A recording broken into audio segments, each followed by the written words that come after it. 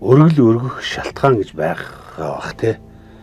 Яг яагаад өргөл өргөөд идэх юм бол энэ талаар ер нь таагаар юу гэж бодож байна?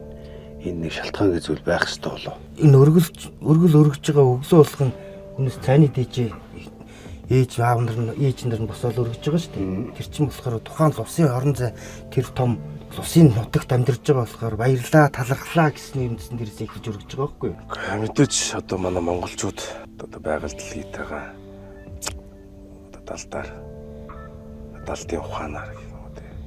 Одоо уулыг эзэнтэй одоо усыг голомттой гэж үзээд одоо өчнөө олон жил болж энэ бөөтэй холбоод ярих юм бол яг энэ бол хамгийн том сэтгэлийн одоо хүнд энэ том юу л баг гэж бодож байна. Хүндлэлтэй дээдлэл.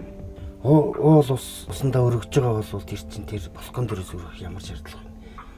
Хүндлэл хэрэгтэй ш тэр чинь алхаж явчаад буугаад газар дэлхий дээрээ гიშгээд тэгэхэд юмаа бариад ингээ гоё зөв зохистой өргөх чиж тэр хүсэл өргөсөн юм л тэр ууланд очиж гин сонсогдно.